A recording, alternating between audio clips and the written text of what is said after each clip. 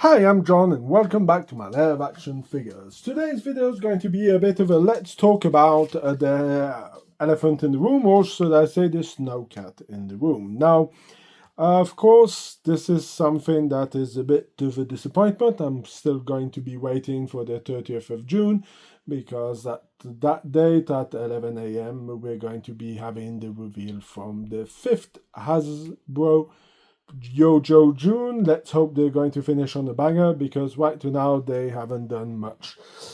Nothing much great, if we can say like that. So now we're going to be talking about, of course, the Snow Cat. Let's talk about Haslab's numbers, how Haslab has been working right to now, and how this doesn't make sense.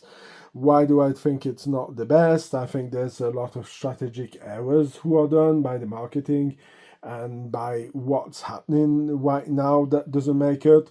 Also, why are we going on a so niche vehicle? Because let's be honest, it's a snow vehicle. So if we look how many figures we got already in the snow line of the G.I. Joe Classified, the answer is 1. So that shows you. And the main line of the G.I. Joes from 1982 to 1994 doesn't have much more of those figures available. So there's certain things that maybe Hasbro could do and bring in that could make this vehicle a bit more interesting.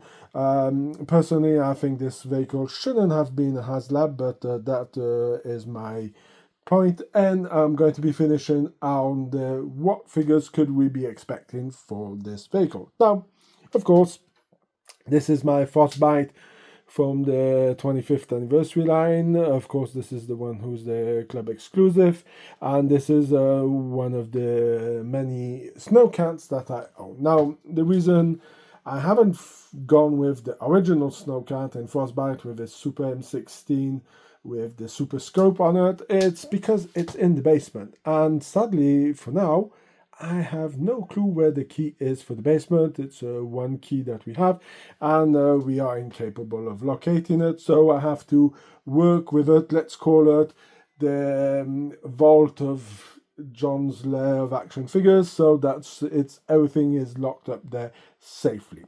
So anyway, let's go back into the vehicle itself. And when we're talking about Haslab, Haslab has done, of course, 4 G.I. Joes. Every one of them won to complete.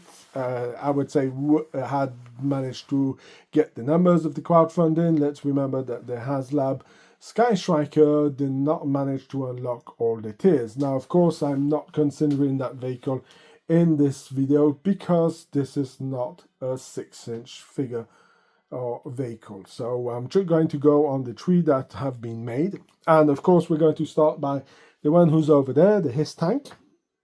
And the His Tank was the original G.I. Joe vehicle that came out. Let's remove this guy and let's put the His Tank next to our Snow Cat. So as you can see, they're roughly the same size, and this is something that a lot of people have been pointing out, saying, well, John, the vehicle is the same size, so it would make sense that this vehicle should be a Haslab. Now I'm going to show you why it shouldn't have been a Haslab, and also the His Tank shouldn't have been a Haslab either, on my opinion. Now, going back to the Haslab numbers, so of course the His Tank was the first one.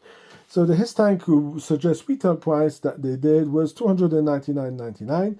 The goal for that was 8,000 pieces, and Hasbro sold 26,772 from their numbers. Now, they might have got a bit more of those due to the fact that there could have been some problems.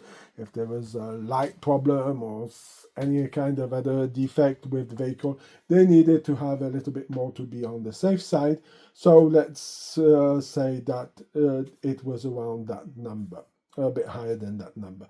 Now, of course, if you really think about it, this is the lowest one of all the Haslabs, because the Dragonfly was at 10,000 and 9,000 for the Cobra Rattler. Now, for me, the reason why I'm saying this, it's because Hasbro had a was doing politics. And as you know, the motto, politics, when you add politics into anything, it ruins everything. So they didn't really know what they were doing with their G.I. Joe line. I mean, everybody remembers that they had, how do you call it, we launched the G.I. Joe and Classified line, and the original figures came with Nerf guns, some kind of weird fantasy stuff. There was some weird communication system, this little blue shiny patch. They had some gold on them, who really didn't make any sense. Hasbro didn't come out with any kind of other support. There was no comic books, there was nothing around these characters, so you didn't know much about it. File cards were out of the window, and of course, this is the reason why I believe that Hasbro didn't really believe in G.I. Joe. I mean, with what we've been seeing.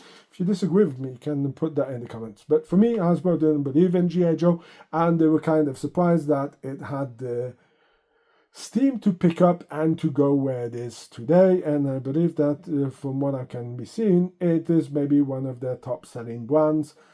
Because when you're looking at how the Star Wars stuff is in clearance all over the place in the US, and the Marvel stuff, so I don't think it's doing so well. Transformers seems to be also doing well. It's the in brand, so why not go with it? So this doesn't make sense. So, of course, let's dive back into our his tank. So this is the reason why I think that they want to go with it. They were a bit scared. Then afterwards, Hasbro growed itself a pair of balls and decided to say, well, if we can give you a his tank and it sells so well, let's go bigger. So we got the Dragonfly. The Dragonfly was $274.99. The order for that, if you minimum order, was 10,000, as I was saying, and they sold 24,764 of those Dragonflies. It did a bit less good than his tank, but let's be honest, his tank is more of an army builder, and this is one of my big regrets that I didn't purchase an extra one to have as display. So yeah, that is something that is a bit of a shame. And of course, the last one is the Cobra Rattler, who is $324.99, who is even bigger than the Dragonfly, so you can see where I'm going with that. They sold 26,903 pieces. So currently, this is the best seller that they have. So that is why I'm saying that this vehicle should never have been a Haslab vehicle. Now, you could say, but why are they doing that? So let's talk about the marketing part about this vehicle. So now, you're coming, Hasbro, if they will continue having the balls for it, now you're going for a smaller vehicle than the Dragonfly and the Rattler to go back, and you will have to bring back down the price, because I don't think you will be able to sell this for $300. If there's 3 tiers of unlock with 2 figures, let's hope no patches, because we don't want patches, we want something else. So if we get 3 tiers, they cannot go more than $300. I'm not sure that people will be wanting to back this vehicle for $300. So it must be something lower in the 260s, maybe 240 or even lower, who would be something of really weird. And this is the reason why I think that the marketing part should have taken the G.I. Joe Snow Cat as a basic. We look at when we're talking about how G.I. Joe, where Hasbro didn't know what they were doing with G.I. Joe, look at the beginning. We didn't get any vehicles. We get some weird vehicles like the Baroness motorbike, who had really nothing to do with G.I. Joe. Then we got the Ram Cycle, who was something, but again, small vehicles. And suddenly Hasbro, like I said, started growing a pair of balls and decided to go for bigger stuff like the MMS rocket launcher, the Vamp, the AWE Striker that we have right now. And they seem to be going on, the Claw, the Armor. All those vehicles are going around. And Hasbro should have taken the Snowcat and said, hey guys, we know you're a fan of our products, you like our vehicles, we're going to do this Hasbro Pulse exclusive. The reason we're going to be talking about why this should be a Hasbro Pulse exclusive is going to be very simple. Now, we're going to give you this vehicle for about $140. We're giving you, of course, Frostbite with this vehicle, and we're going to be doing a test. And this is why I said it has to be a Haslab vehicle.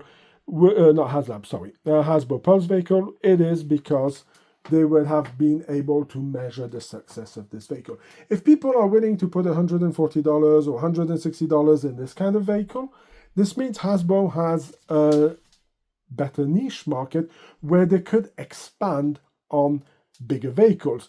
Can you imagine if we could get this in the regular series? Then we could get a Thunder Machine, because now if Hasbro is saying, well, this we are not willing to put it in the regular line, then that means they're not going to be ready to make a Thunder Machine. So all the bigger vehicles like the Snow Cat, the Thunder Machine, maybe a tank, the MBT Molar, or any kind of bigger vehicle than the Vamp or the AW Striker is never going to see the light of day, except if it's going to be Haslab.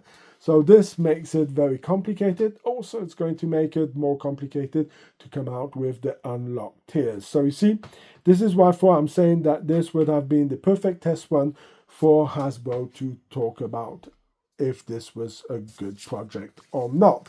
So if you agree with me, let me know, or if you disagree, tell me why also in the comment section.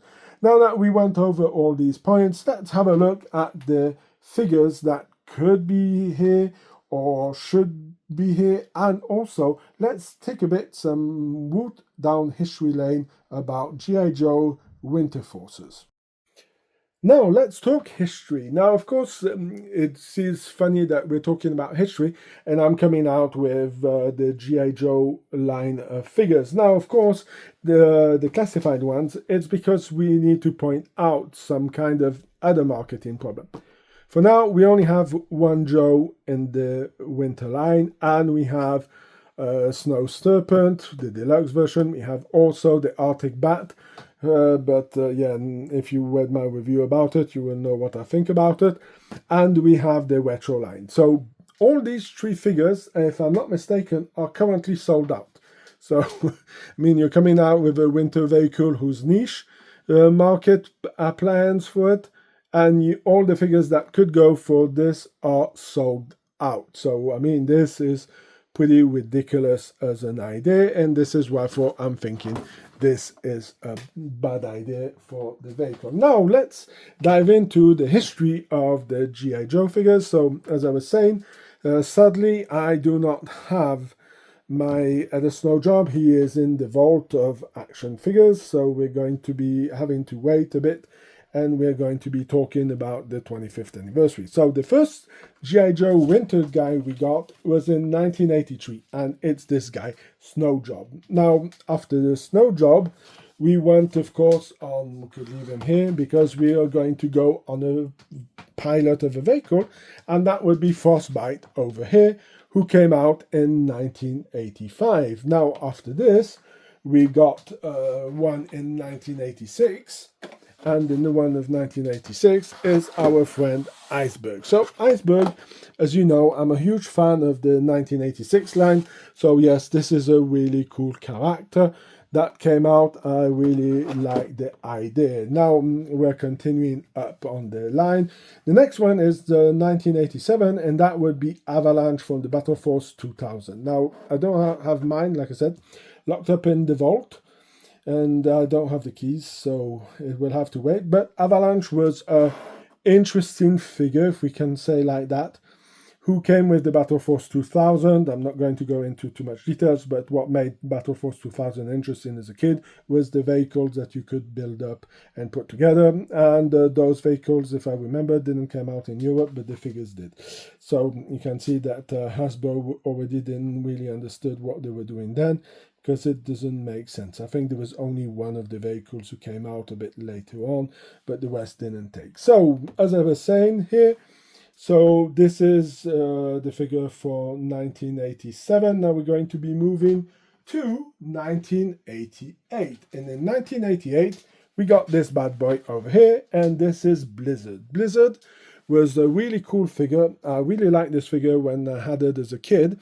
It's because this figure was a snow job, with a kind of snow job we invented with some skis and some other accessories. Sadly, Snow Job was only available in the line with the Action Force line, and if you didn't get him in the Action Force line, you would have not been able to get him, because the 1983 version never came out in the G.I. Joe line in Europe. So, of course, we have this figure. I'm going to be keeping this figure around because be talking about the speculation of the figures that would be coming out with the unlocked tiers, and we can go with our next figure, and this figure is from 1989, and this is going to be Stalker 2 version. Now, personally, I think this one with the Storm Shadow 2.0 also, I'm calling them like that, but the version 2 of Storm Shadow, these were some of the best two versions that we ever got. So this is an interesting character.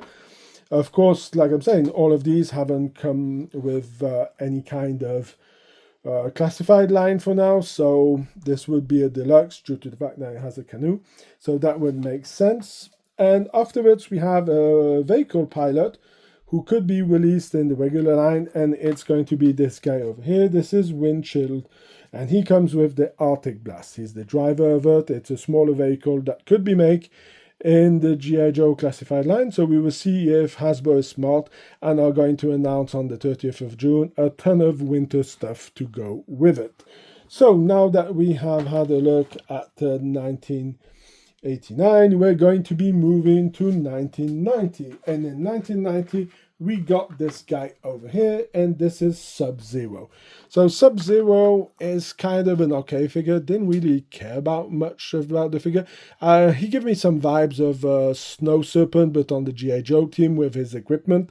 So that made a bit something of interesting. Then after that, we have another figure who was also available with a vehicle in 1990, and that would be Cold Front with the Avalanche. Locked up in the vault, so I don't have any pictures. And now we're going to be finishing by the three last winter figures that we have, who are technically only one. So the first one we'll be talking about is Snowstorm. Snowstorm came out in 1993. This is the Battle Corp figures. I'm not going to extend my stuff on it. I was not a fan of these guys. And then afterwards we got some newer versions of these two guys over here. So we have, of course, Frostbite, who's the driver of the Snow Cat, and he was not delivered with it. And then we had Iceberg when his second version. So if you really think about it, from 1982 to 1994, we only got 10 figures based on some winter gear equipment. So this does poses a bit of a problem, because that means they don't really have much to go with. Out of the 10 figures, 3 were pilots of vehicles, so that means you only had 3 sets of vehicles. This is why I really think that Hasbro is doing a bad idea by doing the Snow Cat.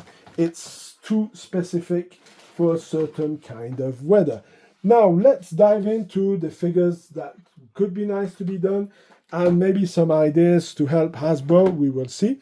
Now, of course, this is the G.I. Joe classified figure over here. And this one over here is the reason I'm saying I would like Hasbro to come out with a 60th anniversary and do an action soldier, but winter version of him.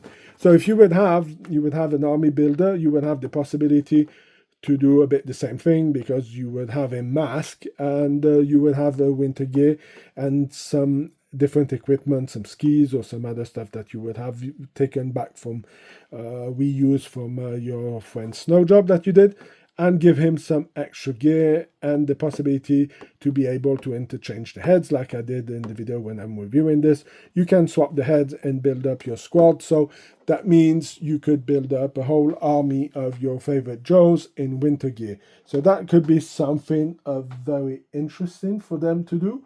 So I don't know if they're going to do it, but this is something that could boost and give the possibility to have more sales. Now, if we're going to continue down this road of the figures that could be done, we could be going on to maybe some other figures, like here, this is General Flag. I mean, this when you're looking at the figure, you can see that he has a kind of gear that is more adapted for cold weather. You could paint them in white. There's a few other figures that you could do. Maybe a Lady J in winter gown, but again, you cannot put this as a Haslab exclusive, because you can't really army build those figures. So it's a bit problematic. The only figures that I would see happening for the Haslab would be, of course, what's his name? Our friend Blizzard, because Blizzard did come out in a Tiger Force version. So I would see this guy.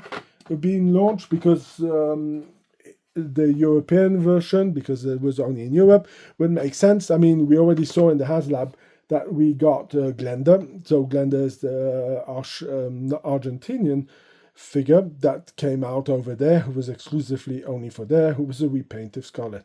I'll be doing a review of the, how is it called, the Dragonfly and his tank at a later date, as I don't have my Wattler yet, and the Wattler. And afterwards we got two other figures, so of course, currently on a secret mission, Wild Bill and our friend Whipcord are flying secret, so I cannot tell you where they are, but they are not here. But this figure over here is of course Crazy Legs. Crazy Legs is a Night Force version, and that's what Hasbro has been saying. If you want to give some figures, they're going to be exclusively Night Force or a different variants that are not in the main line. We know that Hasbro is going to do a Whipcord. There's going to be also a Crazy Legs in the regular line, and this is why we're getting the repaints on this line. So as I said, my first pick would be this guy over here, and then the second figure that I would see as unlocked here. Of course, I'm not talking that we should get any of those patches as the third unlock or first unlock, and it's going to be this guy over here. Now, of course, everybody who's a fan of the comic books will know that the October Guards are a pretty cool faction. They're the equivalent of the G.I. Joe. There's some pretty cool stories with them. I'm not going to go into too much spoilers what happens to them, but if you read the comics, you will know what's going on. And also, this is a huge deep cut from the cartoon, because if you remember the cartoon, you would see that a lot of these figures, I mean the October Guards, were featured in snow episodes because, of course, Russia, cold, snow. So a lot of people would be going for this kind of figure in the cartoon. Now, of course, you could say that I could have taken Red Star, but Red Star, if you really look at him, he looks more like a warm weather theater of operation. This guy here looks like a more winter line of figures. So of course you could put him, paint him in white, then come out with the regular figure in the G.I. Joe classified series as this figure. So that's going to be it for those two specific figures that I would see. Maybe another tier of unlock, like I said, no patches please, would be some kind of accessories to go with the Snow Cat, but frankly I'm a bit out of ideas. If you have some ideas, please let them in the comment section. So that's going to be it for my speculation about what's coming out. I will be making a video, of course, on the 30th of June or the 1st of July talking about it. And while I'm talking about that, that reminds me, 1st of July, there's Loyal Subject coming out with Mask, and this is what I'm saying. Hasbro has really picked the wrong time to show out a Haslab. With every pre-order that I have who is coming in, there's a lot of money that's going to be spent left and right, and with the new Mask, I'm not really convinced that they picked the perfect date, but that's not a marketing problem. Anyway, that's going to be it for Let's Talk About the Haslab and Speculate About It. If you like this kind of video, please leave a like, share, comment in the section. If you have any suggestions, leave them also in the comment section.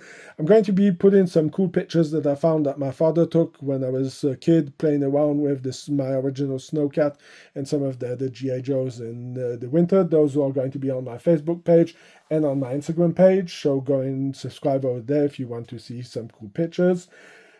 Also, subscribe to the channel. It does help a lot. And until then, I hope you have a fantastic day, and I hope to see you in my next video. Bye!